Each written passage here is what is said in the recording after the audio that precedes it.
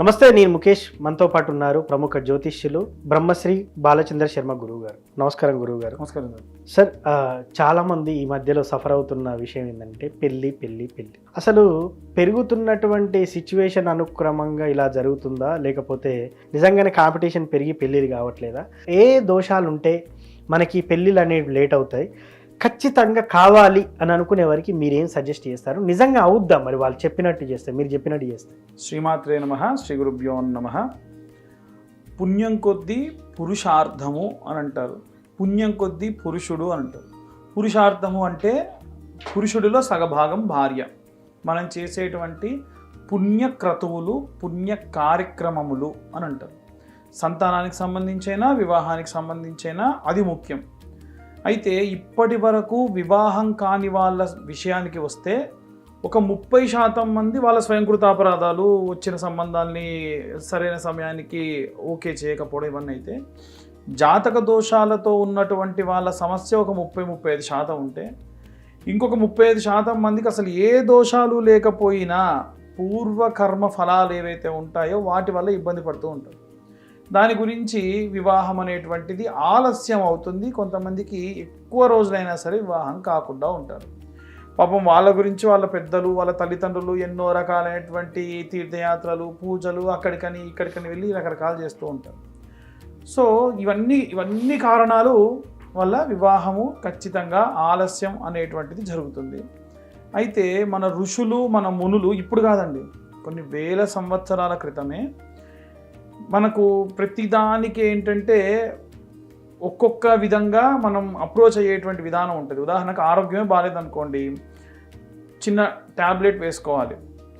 అది కుదరని పక్షంలో ఏదైనా సిరప్ తీసుకోవాలి, లేదంటే ఇంజెక్షన్ వేసుకోవాలి. ఇంకా లేకుంటే అప్పుడు ఒక వైద్యుడి దగ్గరికి వెళ్ళి సంప్రదించి ఇంకా డీటెయిల్డ్గా ఏంటిదని చూడాలి. అలాగే మనం కొన్ని రకాలైనటువంటి మొక్కులు, కొన్ని రకాలైన పూజలు చేసుకోవడం వలన అవుతుంది. ఈ పూజల్లో విభాగాల్లో భాగంగా గన్ షాట్ ఖచ్చితంగా జరిగేటువంటివి కొన్ని పూజలు ఉంటాయి. అంటే పెళ్లికి సంబంధించి గన్ షాట్ ఎట్లా అంటే ఇది చేసుకోవడం వల్ల ఖచ్చితంగా జరుగుతుంది అని. అంటే ఇది వెంటనే చాలా మంది ఇది చూస్తున్న వాళ్ళందరికీ వచ్చేటువంటి అనుమానం ఏంటంటే, అబ్బా మేము చాలా చూసినాం ఇట్లాంటివి, అవన్నీ చేస్తే అవుతాయా? మీకు చిన్న విషయం చెప్తే మీరు పట్టుకోగలరు. నాకు తెలిసిన స్నేహితుడు దేవాలయంలో ఇట్లా స్టోర్ రూమ్ దగ్గర ఇట్లా చేయి పెట్టేసి లోపల చూస్తుంటే తలుపు పడింది. చెయ్యి మొత్తం అందులో పడి రక్తం కారుతుంది. అంత రక్తం కారుతున్నవాడు విపరీత ఆంజనేయ స్వామి భక్తుడు. డైరెక్ట్గా ఆంజనేయ స్వామి, మేము గుళ్ళోనే ఉన్నాం, గుళ్ళోనే జరిగింది. ఆంజనేయ స్వామి గుళ్ళోకి వెళ్ళిపోయి స్వామిని చూసుకుంటూ, ఏంది ఇది, గింత సైకోవా, గింత పెద్ద దెబ్బ కొడతావు? సరే నేను తప్పు చేసింది అనుకో, నీ బిడ్డని ఏం చేయాలి నువ్వు? చిన్న దెబ్బ కొట్ట గింతలావు కొడతావా నువ్వు? ఇప్పుడు దేవుడిని ఆయన ఏం చేస్తుండ, తిడుతుండా పొగుడుతుండా? ఒక రకం దూషిస్తుండు కదా అని. సర్లే అని చెప్పి అక్కడ పసుపు తీసుకొని పెట్టుకుని వెళ్ళిపోయాడు. నేను ఒక్కసారి ఆశ్చర్యపోయినా, వీడేంది ఇట్లా మాట్లాడుతుండు? సో ఆ దెబ్బ తగిలితే ఎన్ని రోజులకు తగ్గాలి? వారానికి తగ్గాలి. నెక్స్ట్ డే సాయంత్రం తగ్గిపోయింది. అంటే ఈ దెబ్బ తగలడం ఎవ్వడు మార్చలేడు. నీ జాతకంలో నీకు దెబ్బ తగలాలి, తగులుతుంది. నీకు వివాహం ఆలస్యం కావాలి, అవుతుంది. కానీ నువ్వు భగవంతుని నమ్మితే, ఇప్పుడు ఏమైంది, దెబ్బ తగిలితే వాడు అదే నా పొరపాటు, తలుపేసినప్పుడు పొరపాటు అనలా. దేవుడి దగ్గరికి వెళ్ళి నువ్వే నన్ను కొట్టినావు, నువ్వే తగ్గించు. నా కంచనేది నువ్వు కొడితే కొట్టినావు, నువ్వు తగ్గించు. మనం కూడా ఎలా ఉండాలంటే భగవంతుని అలా నమ్మాలి. చాలా మంది భగవంతుణ్ణి పూజ చేసే విధానం తెలియట్లా. దేవుడితోని మనం అనుసంధానం కావాలి, మనం దేవుడితోని కమ్యూనికేట్ కావాలి. ఎలా అంటే పూర్తిగా స్వామి నాకు దీని పొరపాటు చేస్తే నాకు శిక్షించు, అరే ఇంతగా వద్దు, నాకు ఈ పరంగా వద్దు, నాకు వివాహం కాలేదు, నీకు సంతానం కాలేదు, దానికి సంబంధించి ఏదున్నా సరే దానికి సంబంధించి భగవంతుడితో మనం కమ్యూనికేట్ చేసేటువంటి విధానంలో చాలామంది మార్పులు రావాలి. ఇందులో భాగంగా మనకు పాశుపత హోమము, అభిషేకం అని ఉంటుంది సార్. అయితే ఈ పాశుపతం అనేటువంటిది ఏంటంటే పార్థివ శివలింగానికి కానీ, శాలగ్రామ రాయితో చేసిన శివలింగానికి కానీ, శాలగ్రామాలతోని శివుడికి అభిషేకం చేసి హోమం చేస్తారు. దాన్ని పాశుపతము అని అంటారు. అయితే అబ్బాయి గనక అమ్మాయి కోసం చేస్తే దాన్ని కన్యా పాశుపతము అని అంటారు. అమ్మాయి గనక అబ్బాయి కోసం చేస్తే దాన్ని వర పాశుపతము అని అంటారు. ఈ పాశుపత పాశుపతం అంటే మనం మహాభారత యుద్ధాల్లో భారతంలో కూడా చదువుకుంటాం. అర్జునుడికి పాశుపతాస్త్రం వచ్చింది అని అంటే పాశుపతం అంటే ఒక మంత్రం, అది అర్జునుడికి ఇచ్చారు. ఆయన ఏం చేశాడు, ఒక బాణాన్ని తీసుకొని దాన్ని అనుసంధానం చేసి ఆ పాశుపతాన్ని దాంట్లో మంత్రించి అభిమంత్రించి తీసి ఆ యొక్క యుద్ధం చేసేటప్పుడు విడిచిపెడతారు. అంటే గన్ షాట్ అది వెళ్తే తప్పేదంటూ ఉండదు. అలాగే ఈ పాశుపతాలు కూడా గన్ షాట్ గా జరుగుతాయి, ఎటువంటి సందేహము లేదు. అయితే ఈ పాశుపతాల్లో వరపాశుపతం, కన్యాపాశుపతం చేసేటువంటి విధానము, చేసేటువంటి అర్చకులు, దాన్ని అనుసంధానం చేసే విధానాన్ని బట్టి ఉంటుంది. అసలు ఈ పాశుపతం అనేది ప్రాసెస్ ఎలా ఉంటుంది, దీని విధి విధానాలు ఎలా ఉంటాయి అసలు? మంచి ప్రశ్న. వాస్తవంగా ఈ పూజ జరిగేటప్పుడు మనకి గణపతి పూజ, సంకల్పం ఎంత గొప్పగా ఉండాలి అని అంటే ఒక ప్రోగ్రామింగ్ చేసినట్టు. ఒక సిస్టంలో ఒక ఓఎస్ ఇన్స్టాల్ చేసినప్పుడు మనం ప్రోగ్రామింగ్ ఇస్తాం కదా, మన కమాండ్ ఏంటి, మనం ఏం కావాలి అని ఇచ్చినట్టు భగవంతుడి దగ్గర మనం ఒక క్లియర్గా నేను పలానా తిథి రోజు పలానా నక్షత్రం రోజు పుట్టినటువంటి వాడిని, నేను పలానా తిథి రోజు పలానా నక్షత్రం రోజు ఈ పూజాది క్రతువులు ఆచరిస్తున్నాను అని చెప్పి గణపతి పూజ సంకల్పం చేసి తరువాతకి స్వామివారి యొక్క గణపతి పూజ అయిన తర్వాతకి శివుడికి అభిషేకం చేస్తాం. మామూలుగా మనం అభిషేకం ఎలా చేస్తాం, పాలు, పెరుగు, తేనె, నెయ్యి, చక్కెర వీటితో అభిషేకం చేయడం సర్వసాధారణంగా ఉంటుంది. ఈ పెళ్లి కాని వాళ్ళు గనక పాశుపతాలు లాంటి అభిషేకాలు, హోమాలు చేస్తే ఖచ్చితంగా ఈ యొక్క పాశుపతం చక్కెరతోనే చేయాలి. ఓకే, పూర్తిగా చక్కెర చేతిలో తీసుకొని స్వామివారికి మంత్రం చెప్తున్నంతసేపు కూడా స్వామివారి మీద వేయాలి. అయితే ఈ చక్కెర వేసేటప్పుడు మామూలుగా మనకు రుద్రం అనేటువంటిది, రుద్రం నమకం చమకం ఉంటుంది. రుద్రంలో ఉన్న అనువాకాలని ఒక అనువాకం ఒక అర్చకుడు చదివితే ఈ యొక్క పాశుపత మంత్రం ఉంటుంది, దాంట్లో సంపుటీకరణము అని అంటారు, కలిపి ఇంకొక అర్చకుడు చదవాలి. అంటే ఇద్దరు అర్చకులు కూర్చొని ఒక అతను ఈ యొక్క పాశుపత మంత్రం చదివితే ఇంకొక ఆయన సంపుటీకరణ మంత్రం, ఒక ఆయన పాశుపత అనువాకం ఈ రుద్ర అనువాకం చదివితే ఈ యొక్క సంపుటీకరణ మంత్రం, అలా రుద్రం నమకం చమకం అయిపోయేంత వరకు కూడా చేసి ఆ తర్వాతకి మళ్ళీ హోమం చేయాలి. ఈ పూజా విధానం చేస్తే ఖచ్చితంగా వాళ్లకు ఆ యొక్క ప్రతిఫలం అనేటువంటిది దక్కుతుంది. సార్, ఇప్పుడు నాకు డౌట్, ఇప్పుడు మీరు పూజా విధి విధానం, గణపతి పూజ, చక్కెరతోని శివలింగ అభిషేకం, కొన్ని సందర్భాల్లో చెప్తా ఉంటారు కర్మను ఉద్దేశించే కూడా ఫలితాలు వస్తాయని చెప్తా ఉంటారు. మరి ఇంత చేసిన మనిషికి కూడా చివరాఖరికి పెళ్లి కాకపోతే కూడా ఒక డౌట్ అనేది ఉంటుంది, దానికి మీరేం చెప్తారు? మరి ఫలీయమైనటువంటి కర్మలు కొన్ని ఉంటాయి. అంటే దీనికంటే ఇంకో విషయం ముందుగా మాట్లాడుకుందాం. జాతకం చూస్తే కూడా ఏ దోషం ఉందో చెప్పొచ్చు, ఏ కర్మ ఉందో కూడా చెప్పొచ్చు అని కొంత చెప్తారు. అంటే నవాంశాలు చెప్పొచ్చు అని చెప్తారు. ఇప్పుడు మాకు చాలా మంది ఈ దోషం ఉంది, ఈ గ్రహం వేధిస్తుందని చెప్తారు. మరి దాన్ని అనుకూలించే మీరు పూజా విధానాన్ని కొనసాగిస్తారా లేకపోతే ఎలా అన్నట్టు? ఖచ్చితంగా మన దగ్గరకు వచ్చిన వాళ్ళ యొక్క జాతకం చూసి, ఇప్పుడు ఎవరైతే పూజ చేయించుకుంటామని ఉన్నారో వాళ్ళ జాతకం చూసి, జాతకంలో ఒకవేళ వీటితో పాటుగా ఇంకేమైనా గ్రహాలు బాగాలేకుండా ఉంటే కూడా సంకల్పంలో మనం చెప్పాలి. పూజ చేసేటప్పుడు ప్రత్యేకం కుజగ్రహ దోష పీడిత నివారణా సిద్ధ్యర్థం, రాహుగ్రహ కేతుగ్రహ సంభావిత దోష పీడిత నివారణా సిద్ధ్యర్థం అని సంకల్పంలో చెబుతూ మనం ఆ యొక్క సంపుటీకరణం, ఈ యొక్క హోమం అనేటువంటిది చేయాలి. ఈ హోమం చేసిన తర్వాతకి చక్కెరతో చేసి, ఇది కూడా చాలా మందికి అనుమానం, పూజ చేస్తాం మళ్ళీ చక్కెర ఏం చేయాలి, ఇంటికి తీసుకెళ్ళాలి, అక్కడనే వదిలిపెట్టాలా? సగభాగం ఎప్పుడైనా సరే ప్రసాదంగా ఇచ్చి మిగిలింది హోమం చేసేటువంటి పదార్థంలో కలుపుతాం. ఓకే, మన స్వామికి ప్రత్యక్షంగా పరోక్షంగా రెండు విధానాలు కూడా. హోమం, ఇప్పుడు హోమం చేస్తామండి, హోమంలో మీరు ఏదైనా దేవాలయానికి వెళ్ళి ఒక పండిస్తే సగం పంతులు తీసుకుంటాడు, సగం మనం తీసుకుంటాం. ఇంకేదైనా సరే కొబ్బరికాయ కొడితే సగం సగం. భగవంతుడికి పూర్తిగా చెందాలనంటే హోమంలో మీరు తిరిగి ఏం తీసుకుంటారు? అంతే. కాబట్టి పూర్తిగా భగవంతుడికి సమర్పించేటువంటి విధానమే హోమం. కాబట్టి ఆ ప్రకారంగా చేస్తాము. జాతక సంబంధిత దోషములే కాకుండా ఒకవేళ వాళ్ళ కర్మఫలం ప్రకారంగా కూడా, అంటే నేను సంకల్పించి చెప్పేటప్పుడు భగవంతుడికి, నా దగ్గర ఉన్న అర్చకులు చెప్పేటప్పుడు ఒకటే చెప్తా, ఏంటంటే ఇతని జాతకంలో ఏవైనా ఇబ్బందులు ఉంటే, కర్మఫలం ప్రకారంగా ఉంటే, ఈ పెళ్ళి అనేటువంటి దాని గురించి చేస్తున్నాం కాబట్టి ఇది కానీ ఇంకేదన్నా ఉంటే వాళ్ళకి ఇంకే రకంగానైనా సరే వాళ్ళకి చూపించి ఆ దోష నివారణ చేయి స్వామి, ఖచ్చితంగా ఇతనికి వివాహం అవ్వాలి. ఎందుకంటే తల్లిదండ్రులు వివాహం చెయ్యకుండా గతిస్తే వాళ్ళ పరిస్థితి ఎంత దారుణంగా ఉంటుందంటే సార్, మొన్న ఒక తల్లిదండ్రులు ఇద్దరు నాతో మాట్లాడుతుంటే నాకు తెలిసిన బంధువులు, చాలా బాధ అనిపించింది. ఒకడే కొడుకు, 32 సంవత్సరాలు, పెళ్లి కుదరట్లేదు. ఒకవేళ పొరపాటున నాకు ఏదన్నా అయితే నాకు ఉత్తమ గతులు కలగాలనంటే నా కోడలు నా ఇంటి దీపం పెట్టాలి. నాకు దీపం పెట్టే దిక్కు లేకుండా అయిపోతుందేమో అన్న బాధతోని నేను ఇంత ఇదైతున్నా అని ఏడిసాను. నిజంగా కదా సార్? మనకు సాంప్రదాయంలో వాళ్ళకు ఉన్నటువంటి బాధలలో వివాహం అయి కోడలు ఇంట దీపం పెడితే రేపటి నాడు ఉత్తమ గతులు కలుగుతాయి. ఉన్న పిల్లవాడికి చేయాల్సినటువంటి కర్మ చేయక కన్న కొడుక్కి ఎవరో కూర్చొని పెళ్లి చేయాల్సి వస్తుంది రేపటి నాడు ఏదన్నా అయితే. కాబట్టి పిల్లలు కూడా ఏంటంటే ఫలానా ఎత్తుండాలి, ఫలానా వెడల్పు ఉండాలి, ఫలానా ఛాయలో ఉన్నటువంటి అమ్మాయి కావాలి అనేటువంటిది తప్పు లేదు కోరికలు. కానీ మన వయస్సు ఏమవుతుంది, మన పరిస్థితి ఏమవుతుంది, రోజు రోజుకి బయట నేను ఐటీ ఎంప్లాయీ అని చెప్పుకున్నాడు ఈరోజు ఐటీ ఎంప్లాయీనా అని చెప్పుకునే స్థాయికి వెళ్ళిపోయారు. కాబట్టి ఇవన్నీ కూడా ఆలోచించాలి. ఎప్పుడు కూడా నా అంత వాడిని నేను అన్న భావజాలం విడిచిపెట్టి మంచి కుటుంబంలో నుంచి వచ్చిన అమ్మాయా, ఆ అమ్మాయి వాళ్ళ తల్లిదండ్రులు ఎలా ఉన్నారు, ఆ అమ్మాయి వాళ్ళ అమ్మ వాళ్ళ సైడ్ ఎలా ఉన్నారు, అటు తాతలు ఇటు తాతలు బాగున్నారా, వాళ్ళ ఇంట్లో అందరికి సంతానం కలుగుతుందా, అయితే ఆ ఇంటి నుంచి అమ్మాయిని తెచ్చుకుందాం. అబ్బాయి దగ్గరకు వచ్చేసరికి కూడా అంతే, వీళ్ళ ఇంట్లో ఎవరికైనా అంగవైకల్యం ఉందా, ఎందుకంటే వంశపారంపర్యంగా వచ్చేవి క్యాన్సర్ లాంటివి ఉన్నాయా, ఏం లేవా, బాగున్నారా, అలాంటి ఇంటి నుంచి అబ్బాయిని తెచ్చుకుందాం. ఇవి కదా చూడాల్సింది. వాడికి 3 లక్షల జీతం, నెలకి 10 లక్షల జీతము, కానీ వాళ్ళ ఇంట్లో ఎవరైనా సరే ఫిజికల్లీ హ్యాండిక్యాప్డ్ గా పుడతారు, ఏం లాభం? అంతే కదా. కాబట్టి చూడాల్సిన వాటిని ఏం చూడాలంటే గుణగణాలు చూడాలి.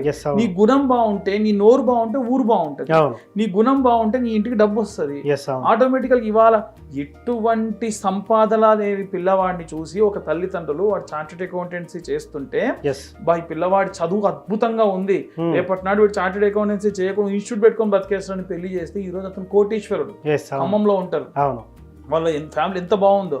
మరి ఆయన ఏం చూసి చేశారనంటే, సో ధనాన్ని చూడకండి తల్లిదండ్రులు, పిల్లవాడు బాగున్నాడా, పిల్లవాడి కుటుంబం బాగుందా, వాడు సంపాదించగలడా లేదా, విద్వత్తు ఉందా లేదా, ఇవి చూడాలి అని నా ఉద్దేశం.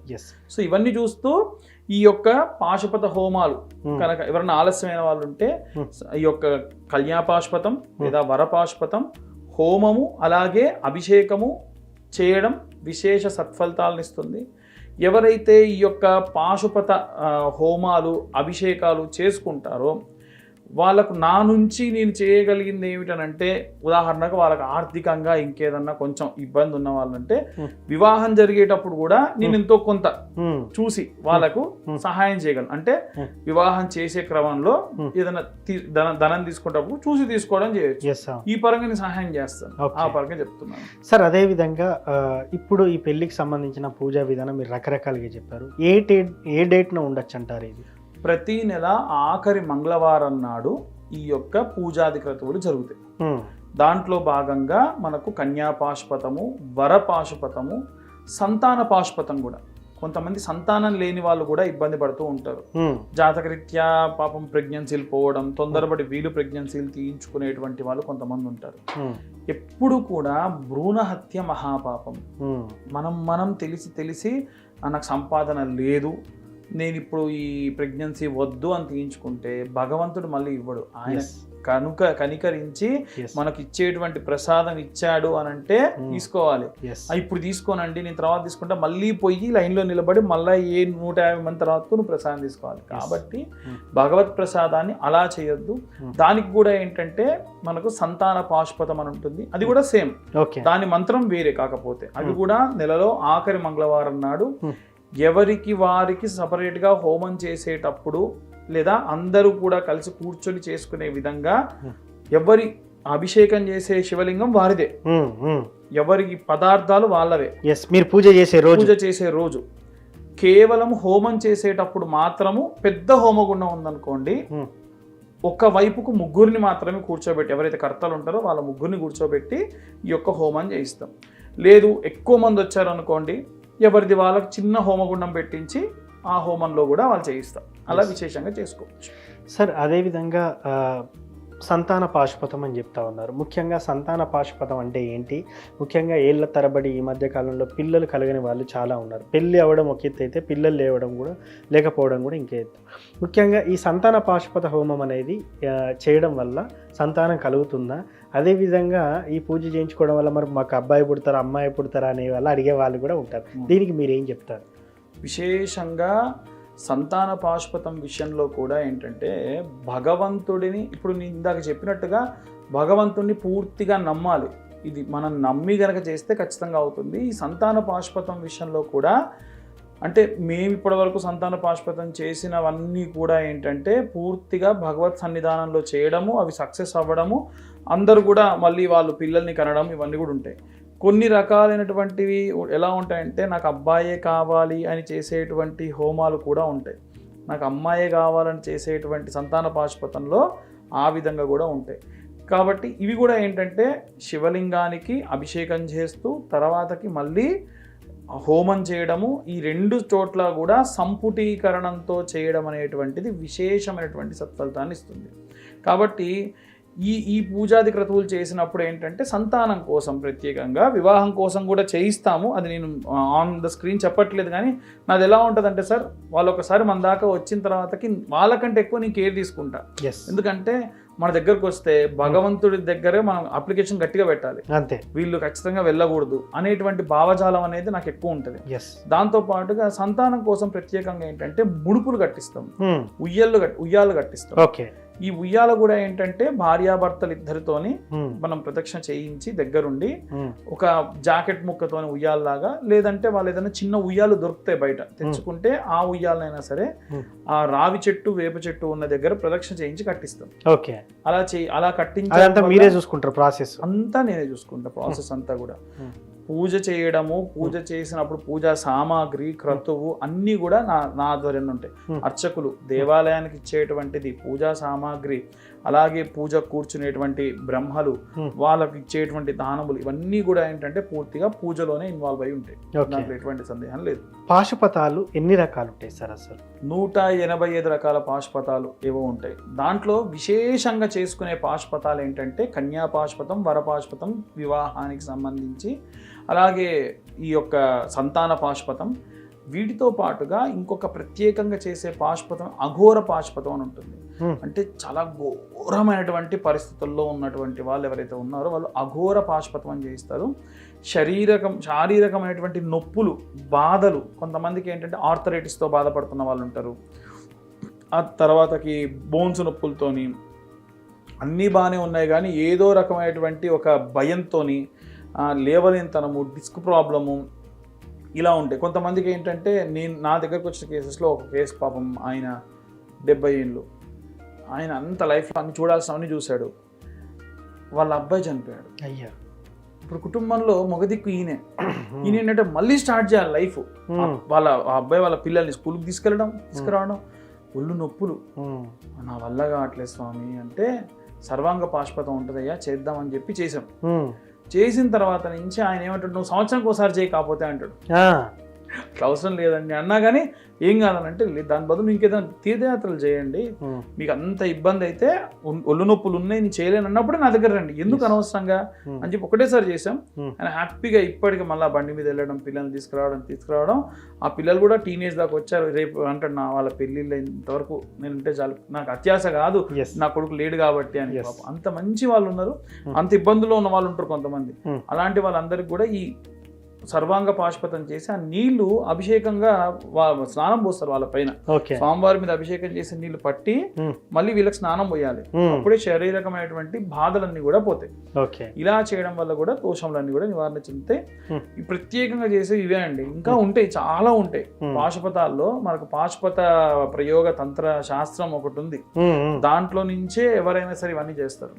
దాంట్లో మంత్రం కూడా ఏంటంటే ఏ ఒక్క మంత్రం కొల్లు కూడా తప్పుపోకుండా ఖచ్చితంగా. చాలా మంది ఏమంటారంటే మాకు సపరేట్గా ఇద్దరు కూర్చొని చదవాలి అని అంటే అలా కాదు. ఒక రుద్రం చదివే అర్చకుడు ఉంటాడు, ఒక సంపుటీకరణ మంత్రం చదివే అర్చకుడు ఉంటాడు. వీరిద్దరు పర్ఫెక్ట్ చదివే వాళ్ళు ఉంటారు కాబట్టి పర్ఫెక్ట్గా ఈయనొకటి చదవగానే ఈయనొకటి చదువుతూ ఉండాలి. ఆ అనుసంధానం ఎక్కడ మిస్ అయినా ఆ ప్రతిఫలం అనేది దక్కదు. కాబట్టి ఆ ప్రకారంగా చేస్తే మంచిది. సార్ ముఖ్యంగా మీరు అన్నట్టు సంతాన పాశుపతం అనేది ఇది కూడా ఇప్పుడు చేస్తారు, మీరు ఎప్పుడెప్పుడు కండక్ట్ చేస్తారు? మన ఛానల్ త్రూ చెప్పేది ఏమిటంటే ఇవి సామూహికం అనేటువంటి పేరుతో కానీ ఎవరిది వాళ్ళకే చేయడం ఉంటుంది. హోమం ఒకటి మాత్రమే సామూహికంగా ఉంటుంది, అది కూడా వెరీ లిమిటెడ్. ఒక హోమగుండానికి హార్డ్లీ ఒక వైపు ముగ్గురు, అంటే 3 దిక్కులే ఉంటాయి. అర్చకుడు కూర్చునే దిక్కు కాకుండా మిగిలిన 3 దిక్కులు ఉంటాయి. ఒక్కో దిక్కు ముగ్గురు, అంటే 9 మంది మాత్రం ఒక హోమగుండానికి. లేదు చిన్న చిన్న హోమగుండాలు పెట్టి ఎవరిది వాళ్ళకు కూడా చేసే ప్రయత్నం చేస్తాం. ఒక్కోసారి ఒక్కోలాగా ఉంటుంది, అలా చేయడం కూడా జరుగుతుంది. ఇది కేవలం ఆఖరి మంగళవారం నాడు పెట్టుకోవడం జరిగింది. ఇది కూడా మనకు ఏ పూజా విధానం అది, ఏ అర్చకుడు ఏ విభాగానికి ఆ విభాగం కూర్చొని ఈ పూజలన్నీ కూడా కండక్ట్ చేస్తూ ఉంటారు. ఎస్ సార్, అదేవిధంగా మొత్తం ఈ పూజ గురించి చెప్పారు. కన్యా పాశుపతం అంటే ఏంటి, అసలు వర పాశుపతం ఏంటి, పాశుపతాలు ఎన్ని రకాలు ఉంటాయని, పెళ్లి కాకపోతే ఏంటి, సంతానం లేకపోతే ఏంటి. ముఖ్యంగా ఈ మధ్య కాలంలో చూసుకున్నట్టయితే సర్పదోషాలు, నాగదోషాల వల్ల కూడా పెళ్లిగా అవ్వట్లేదని చెప్తూ ఉంటారు. ఇది పుట్టుకతోనే వస్తుందా అంటే, మన తాత ముత్తాతలు ఎవరైనా సర్పాలని కొన్ని సందర్భాల్లో చంపినా ఇలా చేసినప్పుడు కూడా ఈ దోషం ఆపాదిస్తుందని చెప్తూ ఉంటారు. ముఖ్యంగా ఇలాంటి వారికి కూడా చాలామందికి పెళ్లి కాకుండా ఉంటుంది. మరి వీరికి ఏం చేస్తారంటారు? అసలు వీటికి నవనాగ పూజ ఉంటుంది సార్. మనం అంతకు ముందు కూడా వీడియోలో ఒక 2-3 సార్లు కూడా మన ఛానల్ త్రూనే చెప్పాము. అదేంటంటే ఈ నవనాగ పూజ 9 సర్పాలు ఉంటాయి. 9 సర్పాలని ఆవాహన చేయడము, నవగ్రహాలని కూడా ఆవాహన చేయడము, ఆ 9 సర్పాలని ఆవాహన చేసినటువంటి నీటితోని సుబ్రహ్మణ్యేశ్వర స్వామికి అభిషేకం చేయడము, అలా అభిషేకం చేసిన నీళ్లు మళ్ళీ వాళ్ళకి స్నానంగా పోయడము, దీన్ని అవభృత స్నానం అంటారు. ఇలా ప్రాసెస్డ్గా చేయడం జరుగుతుంది. ఇది కూడా ఏంటంటే మనం ఆఖరి మంగళవారం నాడే చేయడం జరుగుతుంది. విశేషంగా ఈ పూజా విధానంలో మనం అనంతం, వాసుకిం, శేషం, పద్మనాభంచ కంబలం, శంఖపాలం, ధృతరాష్ట్రం, తక్షకం, కాళీయం తద ఈ నవనాగులకి కూడా పూజ జరుగుతుంది. దాంట్లో ఎటువంటి సందేహం లేదు. నవగ్రహాలు కూడా జరుగుతాయి. కాకపోతే నవనాగ పూజలో విశేషం ఏంటంటే ఓ పక్క నవనాగులకే కాకుండా నవగ్రహాలకి ఎవరైనా దానం ఇవ్వదలుచుకుంటే ఎవరికి వాళ్ళు దానం తెచ్చుకోవచ్చు. అది కూడా ఒకవేళ వాళ్ళ జాతకం ఒకవేళ నేను ముందే చూస్తే, అమ్మ మీరు ఈ పదార్థాలు మీరు తెచ్చుకోండి అని చెప్తాను. మిగిలిన పూజా సామాగ్రి అంతా నేనే అరేంజ్ చేస్తాను. దానం ఇవ్వాలనేది ఎక్స్ట్రా కాబట్టి వాళ్ళ ఇష్టం, వాళ్ళు కేజీంబో చొప్పున ఆ దానం ఇచ్చే పదార్థాలు తీసుకొని వస్తే సరిపోతుంది. ఇది కూడా ఏమిటంటే ఆఖరి మంగళవారం నాడే ఉంటుంది. ఎస్, సో మొత్తానికి నవనాగ పూజ కూడా ఆఖరి మంగళవారమే ఉంటుంది. సో ముఖ్యంగా ఈ దోషం వల్ల కూడా వివాహం కాకుండా ఆటంకాలు ఏర్పడతాయి.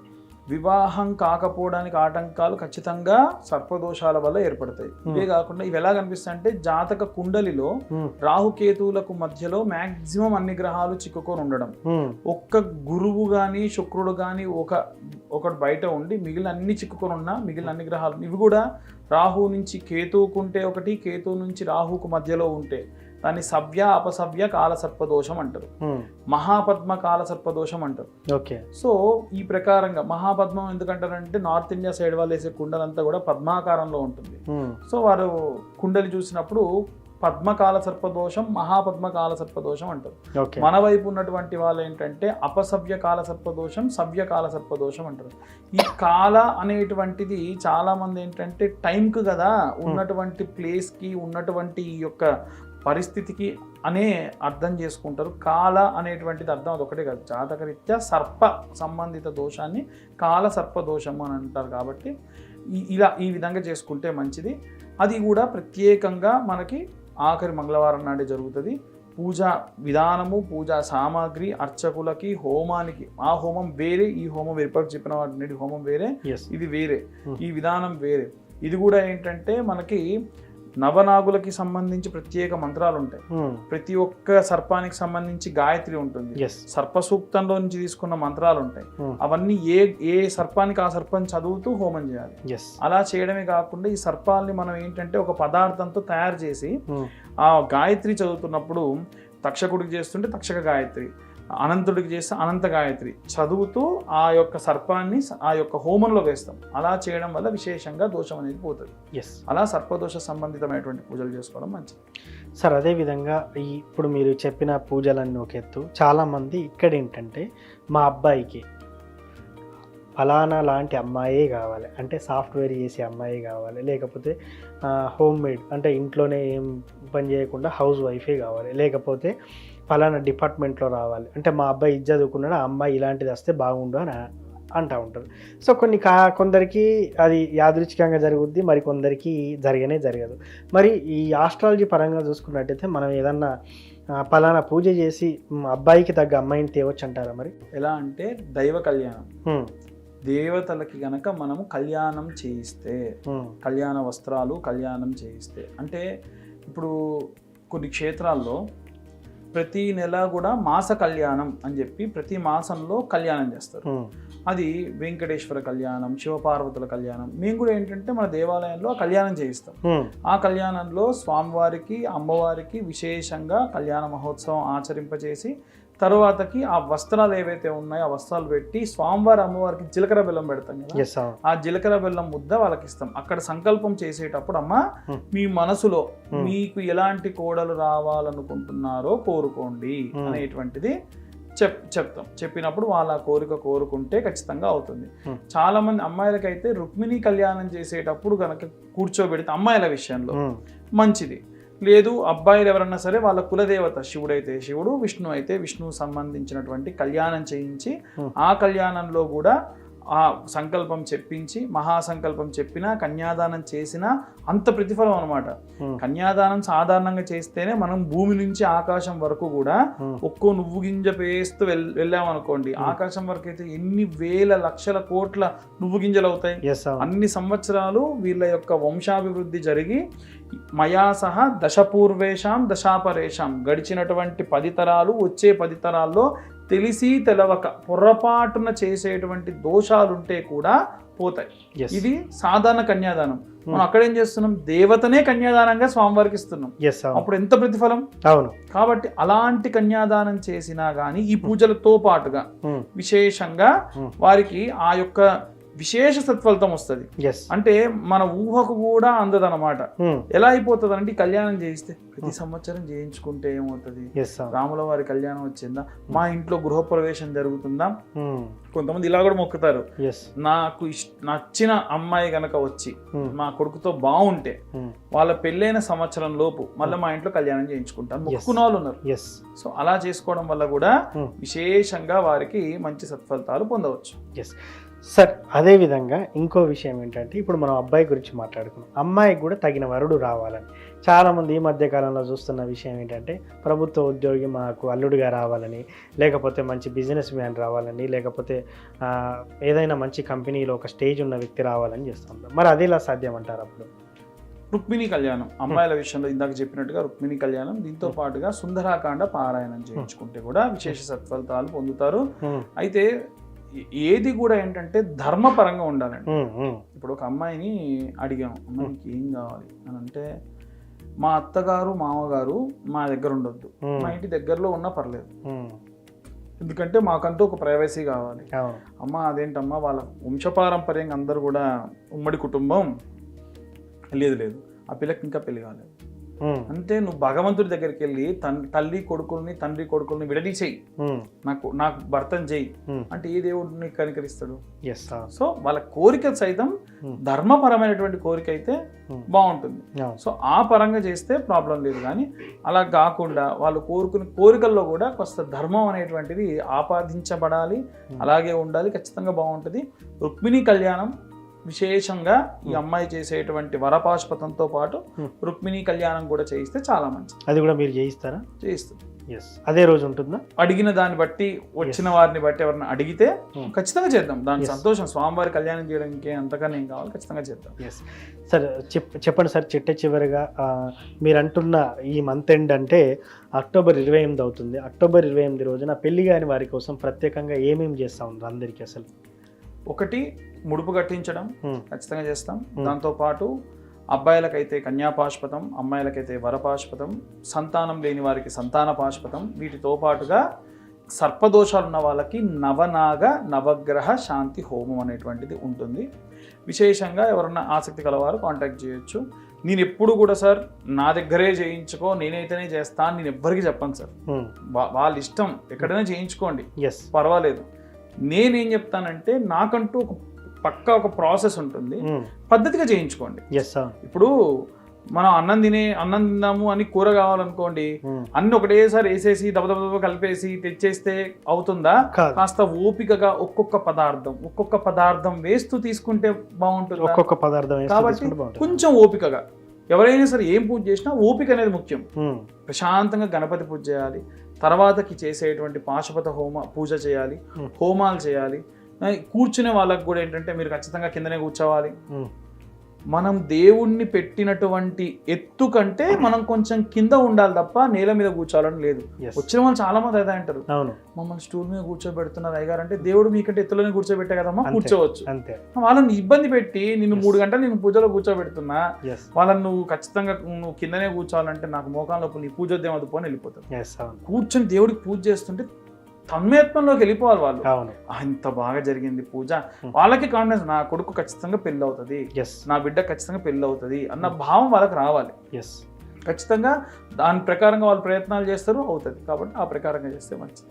సో ముఖ్యంగా పెళ్లి కాని వారి కోసం అక్టోబర్ 28వ తేదీన మాత్రం మనం కన్యా పాశుపత హోమం, స్త్రీకి అయితేనేమో వర పాశుపత హోమం, అదేవిధంగా సంతానం లేని వారికి అయితే ప్రత్యేకంగా సంతాన పాశుపత. ఈ నెల మాత్రమే అక్టోబర్ 28, ప్రతి నెల కూడా ఆఖరి మంగళవారం, అది 21వ తారీఖు రావచ్చు, 23వ తారీఖు రావచ్చు, 24వ తారీఖు రావచ్చు. ఈ నెల మాత్రం 28వ తేదీనే చేస్తారంట.